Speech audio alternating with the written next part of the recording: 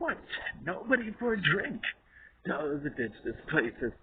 Some of you seem to think there's virtue in pulling long faces. Call yourselves lit up, gay. The pack of you's as bright as moldy hay. What about you? A first-class moldy gent with not a word of smut or devilment. There's for pretty stark, then. Blast your eyes. You asked for it. It can't be a surprise. Quarreling over a jest? Send for the chucker out. Sing, my lads, open your chest. Sing, swill, my lads, and shout, hey, hola, ho. God's death, some cotton wool. He blasts my ear holes like a bellowing bull. If a man sings till the roof rings, enough to shake the place on him, he's got a proper bass on him. Here, chuck fellas out who take offense. Read to the ray. Read to the ouvre, laddie. Our pipes are tuned. I vote that we commence. The human Roman Empire, lad, what keeps it carcass going. A sweaty song. It stinks of politics, a nasty song. Thank God in constant prayer the Roman Empire isn't your affair. I thank my stars and think myself the wiser that no one calls me Chancellor or Kaiser, yet every house must have its cornerstone. So let's elect a pontiff of our own, and honor him and set the man on high. You know the qualities to choose him by. On high, sweet nightingale, arise and bring my love 1,000 amorous sighs. Love songs are barred. Who cares about your flame? A sing of love and kisses all the same. Lift that latch, in midnight here I wait. The latch, my dove, your sweetheart's at the gate. Now bolt the latch and slip away at dawn. Sing on, and praise your true love while I yawn. For I've encountered her of whom you prate. I wish that dove a devil for a mate, who'll leave her at a crossroad nicely toast, or no goat from which is Sabbath toasted, who, when she murmurs her good night, my sweet, will gallop off and answer with a bleat. You'll find a lad of flesh and blood too fine for such a jilt, and then the laugh is mine. From me she gets no tribute or refrains, except the sword to break her window panes. Order, listen to me a while. You know my taste, always the proper style. There's lovers in our crew conjoint, and standing orders now require I sing them something to the point, and you can bellow in the choir. Once in a cellar lived a rat, a glutton and sweet toother. He grew his little paunch as fat as that of Dr. Luther. But cook laid poison for his drink, which cramped his world and made him think that love consumed his vitals. That love consumed his vitals. He squirmed and scampered all he knew, and drank at every puddle, and scratched and gnawed the whole house through, but still in fiery fuddle. Then fell he in a fearful stew, and leapt and winced as creatures do when love consumes their vitals. When love consumes their vitals. In that agony he came at last.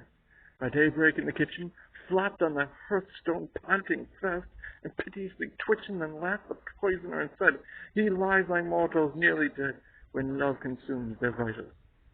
When love consumes their vitals. Fat rascals love that sort of game. It seems to me a bloody shame to feed poor rats on poison, Lord. So rats, stand high in your regard. Sir Peter Taunch, which baldy head is one of those soft-hearted creatures. Oh, and when a swollen rat lies dead, he sees in him his own dear features. I bring you first where you can see convivial society.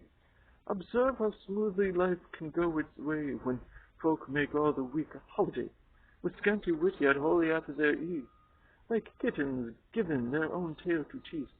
They confidently take their little floor, and barring headaches from the night before, or lack of credit on the landlord's slate, they live profoundly pleased with their estate. Those, too, are travelers, coming from afar.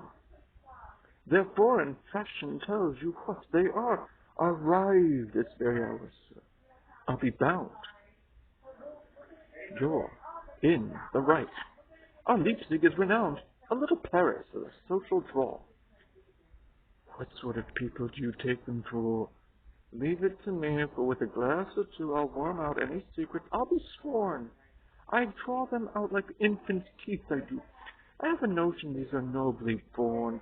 They entered proudly with a touch of scorn. Crack doctors, both of them, I'll lay $1. Perhaps. Just watch how soon I sort them out. They never dream the devil's about, not even if he has them by the collar. Good evening, gentlemen. To you the same. That fellow has 1 foot a little lame. Do you mind, sirs, if we join your little party? Society both elegant and hearty, very welcome when the wine is poor.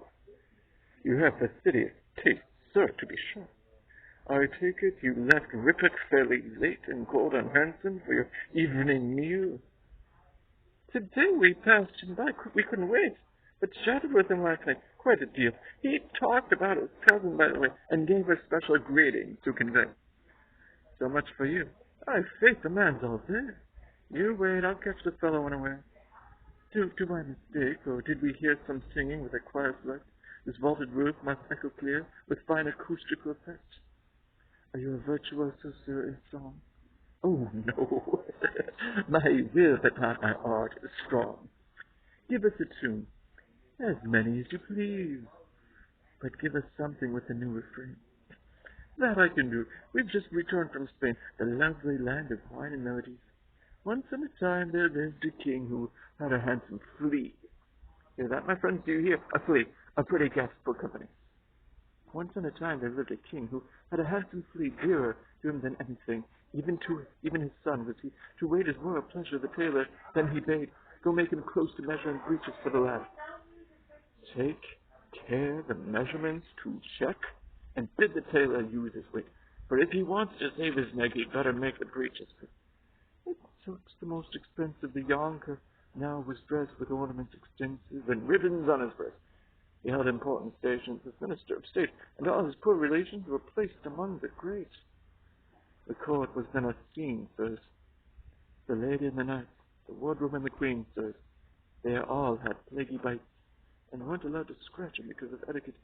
But we can grab and catch him and kill the little pet. We can grab and catch him and kill the little pet.